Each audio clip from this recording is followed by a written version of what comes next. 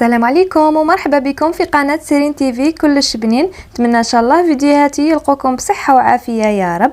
اليوم جيتكم بهاد الكيكة على شكل كرة او طاق تصنعوها لولادكم في اعياد ميلادهم ولا تقدموها لهم كهدية في نجاحات ولا الى غير ذلك بطريقة سهلة وبسيطة. البنات بلا مول تقدروا تصنعوا هاد الكرة بلا ما تشرو مول، هذاك سبيسيال تاع كرة القدم كيما هكا.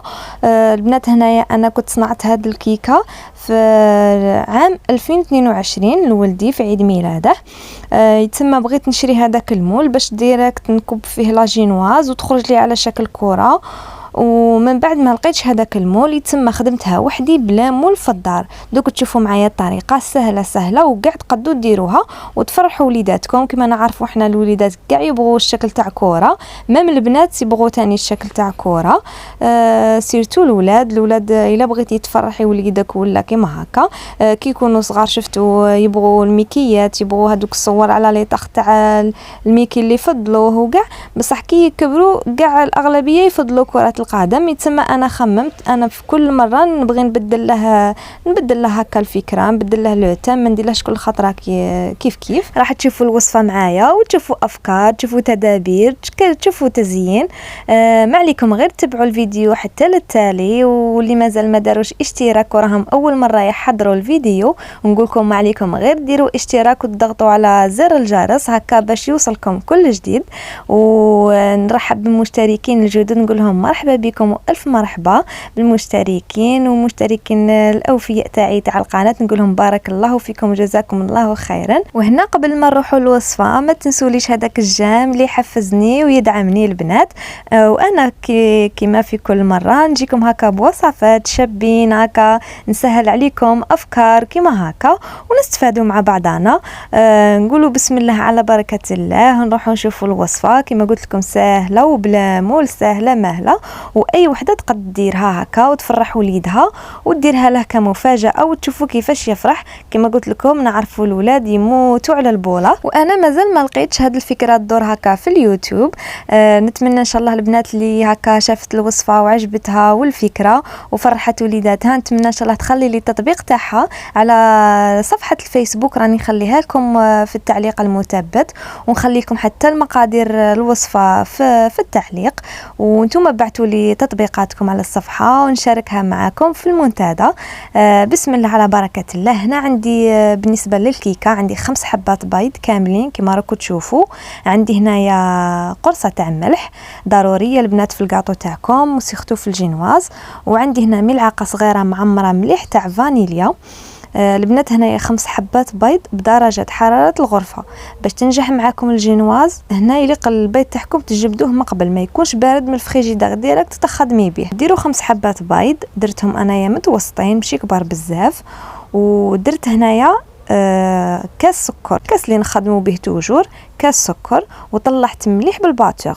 طلعوا مليح مليح مليح مليح هذاك السكر مع البيض، نطلعوه مليح مع هذيك القرصه تاع الملح قلت لكم ضروريه في البدايه، ونطلعوا مليح بالباتور كيما هكا يليق يكون عندكم باتور. نطلعوا مليح مليح مده 10 دقائق ربع ساعه، سا ديبون الباتور تاعكم والسرعه تاعه. كي تشوفوا الخليط تاعكم بياض كيما هكا ولا كي شغل اون موس بياض ولا رغاوي، عرفوا بلي سي بون راه واجد معاكم بهذا الشكل كما راكم تشوفوا معايا. يليق السر الاول يليق هذاك البيض والسكر نطلعوه مليح مده 10 دقائق حتى ربع ساعه، سا ديبون قلت لكم على الخفه ولا السرعه تاع الباتور تاعكم. نضيف الفارينه البنات، عندي كاس تاع فارينه كما راكم تشوفوا معمر، وعندي باكي تاع خميره الحلوى وزن 10 غرام. البنات هنا الكاس تاع الفارينه في الاول نضيفوا الربع نتاعه نضيفوه على 3 مراحل. في الاول نخلطوا عادي نورمال، والكميه الثانيه نخلطوا كما راكم تشوفوا بهذه الطريقه اللي راني نوري لكم باش تنجح معكم الجينواز. يليق نطلعوه من تحت للفوق بهذا الشكل كيما هكا بالفوي، ولا من الافضل الا كان عندكم سباتيل، هذيك سباتيل تعاونكم بزاف على الفوي هكا باش لاماس تاعنا ما طيحناش، هذا الخليط الرغوي هذا ما يطيحش معانا، وبالتالي تنجح معانا الجينواز. كما راكم تشوفوا من تحت للفوق هكا الشكل دائري كما راكم تشوفوا، باش ما تبقاش هذيك الفارينه ما نمشيو نخلطوا عشوائي، لا هكا لاماس تاعكم تطيح. يتسمى نبقاو بهذا الشكل كما هكا حتى ديك الفرينه ما تقعدش متكتله تحتها، على خاطر الخليط تاعنا راه خفيف، راه كيما لاموس. راكم تشوفوا نخلطوا مليح البنات حتى نكملوا هذيك المرحله الثالثه، الكميه الثالثه عفوا. شوفوا كي نشكل كيما هكا 8 يقعد كيما هكا البنات. نجيب البلاطو تاعي البنات يدخل للفور. تبغوا تدهنوه بالزبده ولا زيت وترشوا الفرينه، تبغوا ديروا له ورقه طاي كيما هكا، ونسكب الخليط تاعي كيما شفتوا. درته في بلا 26 سنتيم على 36 سنتيم. كبيته البنات بهذاك الشكل كيما هكا للاعلى، وبقيت نسكب فيه باش هكا يدخل له الهواء وتطلع معايا الجينواز. درته سخنت هنايا البنات، ضروري تسخنوا الفور تاعكم من قبل، تسخنوه قبل ما تبداو تخلطوا في الخليط تاعكم، يليق يكون سخون مليح باش تنجح معاكم الجينواز. كي تدخلوا الخليط تاعكم على 170 180 درجه، تشوفوا هذيك انا نشعل له غير من تحتها الكويزينيير تاعي، ونخليه البنات حتى تطلع هذيك الجينواز حمار اللي من فوق السطح تاعها. دي فوا ما نشعلهاش كاع من الفوق، وندير الكوردون ولا هكا موس يخرج ناشف صاي سي بون تكون واجده. نجبدها البنات ونخليها تبرد تماما، يليق تبرد البنات. ومن الاحسن هذه الخطوه ديروها ليله من قبل، هذه تاع الجينواز. والمونتاج تخلوه لليوم الثاني. نجو هنايا لمرحله المونتاج، نجيبوا هذيك الجينواز تاعنا ونجيبوا هذا البول البنات تاع البلاستيك. انا استخدمت هذا، انتم اللي عندكم تاع زاج عندكم تاع حديد، ليسونسيال يكون بول هكا دائري، يعني نصف تاع كره كما راكم تشوفوا البنات مليح. انا استخدمت هذا، وانتم القطر اللي تبغوه صغير على هكا قدن هذا الاورانج مثلا، تبغوا هذيك القطر تاع هذيك الباسينه الخضراء اللي استعملتها انا تبغوا اكبر. انايا درت هذاك البلاطو تاع الجينواز كما شفتوا معايا، قطع لي غير دائره واحده تاع القطر تاع هذيك الباسينه الخضراء يتسمى. من بعد درت واحده اخرى نسحق هنايا زوج البنات، نسحق 3 طبقات. دوك تفهموا معايا اكثر. جبت هذيك الباسينه قطعت دائره كما شفتوا معايا، وغلفتها مليح بالبابي فيلم وخليتها على برا. على خليتها على برا، من بعد غادي نغلف الكيكه تاعي. غادي ندير لها هنا المونتاج، نحشيها بالكريمه وندير لها هذا التوبينغ كراميل وشويه تفاح. هنا الحشو اختياري، هنا اللي عندك ديري حاجه اللي تبغيها ديريها. بانان ليسونسيال الفاكهه تاعك ما تكونش من النوع اللي يطلق الماء على خاطر تخسر لك الكيكه تاعك. البنات هنا درت هذيك الدائره كما شفتوا معايا. هنا بغيت ندير هنايا باش ما نسبقش الفيديو نفهمكم مليح. درت هنايا هذا توبينغ كراميل، هذا اللي نزينوا به التحليات واللي فلون كاع. بغيت نشرب هذا الكيكه تاعي، هذه الطبقه عفوا بيها. ديجا شربت بالسيرو كما شفتوا معايا. دوك نقول لكم المقادير تاع السيرو. شربتها مليح بالسيرو، من بعد جبت هذا توبينغ كراميل، درت شويه كما شفتوا غلبني. طاحت كميه كبيره وغادي يخرج لي من تحتها، غادي تشربها الكيكه ويخرج لي على برا، بصح معليش سي با غراف على خاطر غادي نغلفوا الكيكه من بعد بالشونتي. درت شويه كريمه. هنا دوك نقول لكم المكونات تاع هاد لاكريم. جبت هنايا حبه تاع تفاح، حبه صغيره كيما هكا، قشرتها قطعتها كيما هكا بهذا الشكل ودرتها فوق الكريمه. من بعد زدت هذاك توبينغ كراميل. تقدروا تكون عندكم كراميل نيسلي كراميل، عندكم ما على باليش كونفيتور، عندكم حاجه تقدوا كيما شوكولاته طالع. هنا اي حاجه تبغوها ديروها، مكسرات اي حاجه. الحشو راني مشاركه معكم بزاف دي طاخت وراني حاطتهم معكم ودايره شحال من حشو معكم اللي تبغوا ديروا. جبت البنات هنا هذوك لي شيت تاع اللي بقاو لي من هذيك الكيكه اللي قطعت بها هذيك الدائره، وراني ندير كطبقه ثانيه هنا باش ما نخسرش الجينواز، وندير طبقه ثانيه. استغليت هذوك لي شيت باش ما يضيعوليش كيما هكا، ونديرهم عشوائيا ونشكلوا طبقه ثانيه. من بعد نشربوها بهذاك السيرو ونضيفوا هنايا الكريمه، كميه تاع الكريمه، ونديروها هكا بهذا الشكل. ونزيدوا نديروا كميه تاع التفاح ولا بانان اللي عندكم نتوما اش تبغوا. ليسونسيال ما ديروش فاكهه هكا تطلق الماء من بعد تخسر لكم الشكل تاع الكيكه كيما بهذا الشكل. البنات هنا السيرو درت 2 كيسان سكر، 4 كيسان ماء، ودرت شريحه تاع الليمون وخليتها. بعد ما غلات لي حسبت لها 10 دقائق وطفيت عليها، وزدت لها ملعقه صغيره لاغوم تاع السيترون، و او ميم طون تمد اللون اللي توجور نخدم معكم به الوصفات لاغوم تاع السيترون. البنات هنايا بعد ما درت الطبقه الثانيه زدت ثاني درت فوقها نفس الشيء، توبينغ كراميل، كريمه، شويه تفاح، وغادي ندير طبقه نخلق بالطبقه الثالثه. الطبقه الثالثه البنات كما قلت لكم هذيك الجينواز اللي درت بها طبقتين وبقات لي كميه كما راكم تشوفوا. بصح باش ندير الطبقه الثالثه اللي قلي نقطع كيما هكا دائره بهذاك البول وما يليقش ندير لي شيت، خاطر هذه لا باز باش من بعد نقلب الكيكه تاعي وتجيني واقفه. يتسمى مشيت حكمت مول صغير، عندي مول صغير 26 على 26 سنتيم، ودرت فيه هنايا غير 2 حبات بيض، ودرت تاني نص كاس تاع سكر، ودرت نص كاس تاع فرينه، قرصه تاع ملح، ونص باكي تاع خميره الحلوى. وخدمت نفس الشيء كيما خدمت معكم الجينواز الاولى. البنات هنا وراني نسيين ندي القياس تاع الدائره تاع البسينه تاعي كما راكم تشوفوا، بصح هنا ما ندوش القياس تاع الدائره كما في الاول البنات، على خاطر الاول كي حطيناها كي شغل دات هذيك لا فورم من الداخل كما راكم تشوفوا. بصح هاد المره كي غادي نغلقوا يليق نديو القياس تاع الدائره تاع البسينه اقل شويه منه، يعني بواحد نصف سنتيم هكا، باش يعني تدخل العكس تاع الطبقه الاولى اللي درناها. نتمنى ان شاء الله البنات تكونوا فهمتوني والفيديو راه يوضح اكثر. نجي هنا البنات نغلق كيما هكا بهذا الشكل ونضغط بالاصابع منا ومنا على الحواف هكا، باش مع ديجا كنا درنا هذيك الكريمه وخرجناها على الجوانب باش تلصق معنا هذه الطبقه كيما راكم تشوفوا. ونسقيها كيما هكا بالشربات هكا بالسيرو هكا. علاش قلت لكم خلوا بابي فيلم كيما هكا زياده على برا، من بعد غادي نسحقوه نغلفوا به ونزيروا الكيكه تاعنا باش ما تنحلش معنا كيما هكا بهذا الشكل كيما راكم تشوفوا. زيروها مليح على خاطر غادي نديروها في الكونجيلاتور. هنا ضروري البنات شوفوا هذاك البنات هذيك داك الحيه كحله هذيك غير هذاك الطوبين كراميل كي كثرت في الطبقه الاولى بغيت نشربها زعما مع هي ديجا كنت شربتها بالسيرو خرج لي على برا. ما يهمش على خاطر غادي نغلفوا الكيكه تاعنا ويجي الشكل تاعها شباب. البنات هنا قلت لكم ضروري ليله كامله ولا اقل شيء 6 ساعات ليله كامله في الثلاجه في الكونجيلاتور يليق تجمد معانا تماما هاد الكيكه. ولا ما غاديش تقدروا تزينوها، ما تقدروش ديروا لها التزيين اللي غادي نديروه، يتم جمدوها باش تقدروا ديروا هذا التزيين. علاش قلت لكم هي اغلب الكيكات البنات توجور يديروهم كيما هكا ليله من قبلها التحضيرات، من بعد المونتاج يخلوه الغد من داك باش يمونطي. واغلب الكيكات يديروهم في الفريجيدير ولا الكونجيلاتور باش يسهل عليهم هكا التغليف ولا التزيين، واي وحده تنجح في الكيك تاعها. البنات هنا بعد ما تكونجلات لي كما راكم تشوفوا الغدوه قلعت لها، شوفوا تقلعوها بكل سهوله ترفدوها بكل سهوله. شفتوا كي دات لي هذاك الشكل تاع البول تاع البسينه تاعي، يعني الشكل تاع نصف كره.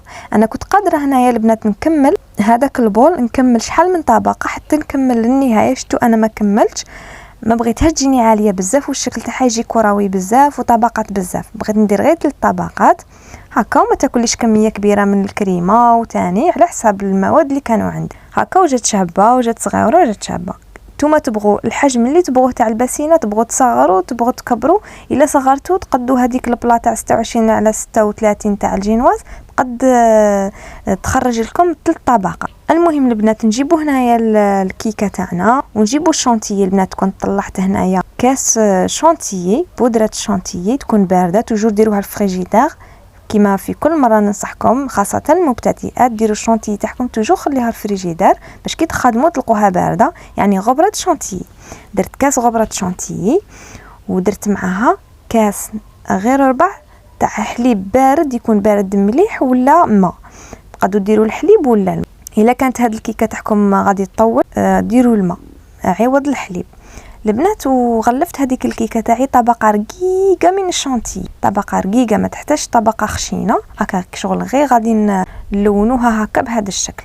نجيب البنات هنا كيردون كيما هكا ونشكل هذا الشكل اللي راكم تشوفوا فيه. نورمالمون يسموه سداسي، الشكل هذا سداسي عنده 6 اضلاع كيما راكم تشوفوا. وكيما راني نوريكم كل راس ندو منه خط باش نقدو نشكلو اشكال تاع سداسي واحد اخرين. البنات هنا جبت ورقه وستيلو باش نزيد نفهمكم اكثر واكثر. شوفوا تحكموا كيما هكا زعما هذاك الراس على الراس في الوسط تاع الكره، ديروا كيما هكا هذا الشكل سداسي وتعينوا الرؤوس كيما هكا غير بهذاك الكيردون، تعينوا الرؤوس وكل راس دو مستقيم بهذا الشكل مستقيم، يكون الطول تاعه قد قياس الاضلاع هذوك تاع السداسي اللي رسمتوه. هكا يسهل عليكم باش ترسموا سداسي واحد اخر كيما هكا.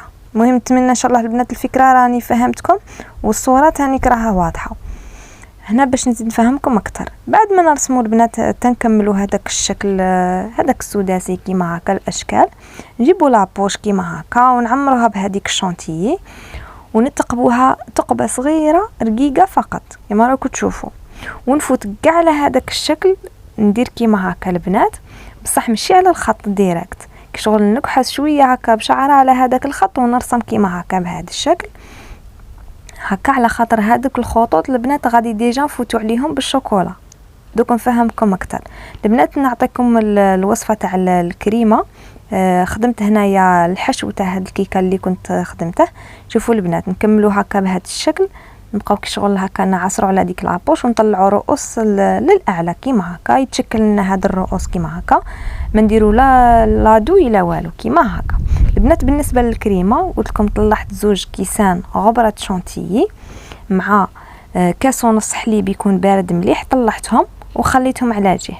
مشيت خدمت لا كريم باتيسيير راني خادمتها معاكم في العديد من الوصفات البنات. هكا اللي تبغي الوصفه وتشوفها تروح للفيديوهات تكتب كيكه عيد ميلاد عندي في القناه، دوك تخرج لكم لا كريم باتيسيير راني خادمتها شحال من مره وبشحال من ذوق. نقولها لكم كيما هكا شفهيا. تحكموا البنات بارد في بارد، نصف لتر حليب، نصف اللتر حليب، وديروا حبه بيض كامله، وديروا ملعقه صغيره معمره مليح فانيليا، ودرت لاغوم تاع السيترون البنات وطاتني او ميم طون اللون، ودرت 2 مغارف كبار تاع النشاء ولا المايزينا، و3 مغارف كبار تاع السكر، وخلطت بارد في بارد ودرتها على النار مع التحريك المستمر حتى عقدت لي مليح. كي عقدت حطيتها كبيتها في بول البنات وغلفتها تمتم بابي فيلم يلامس الوجه، يعني اون كونتاكت مع الكريمه باش ما ديرناش هذاك الماء الفوقه في هذاك السطح تاع البابي فيلم، من بعد يقطر على الكريمه وتخسر معاكم.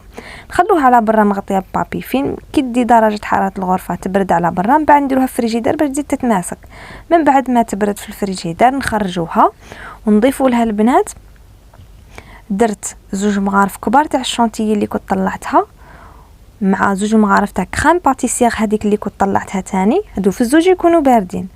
من بعد نزيد لهم مغرف كبيره شوكولاته طالع ونخلط بالباتور هكا خلطه ولا 2 قد ما يتجانسوا لي مع بعض، هذا مكان يتخلطوا. وكنت نحشي بهم الكيكه تاعي. درت طبقه كريمه، طبقه توبينغ كراميل، طبقه تفاح، حتى كملت. نتمنى ان شاء الله تكونوا فهمتوا البنات.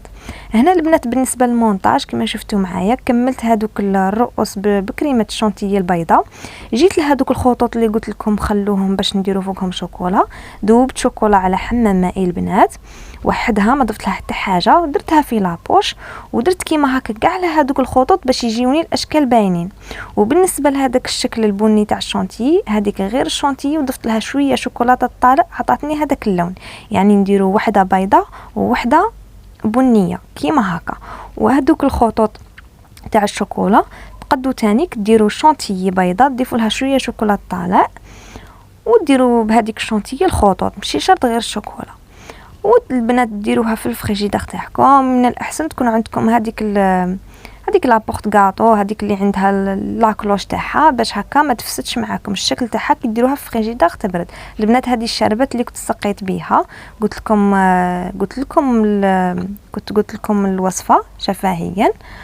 والبنات هادو تاني اللي خدمتهم في الحفل البنات، وكنت درت هذا الشكل تاع رقم 8. دوك نحط لكم فيديو وحده البنات هكا باش ما نطولش عليكم الفيديو، ديجا هذا راه طويل.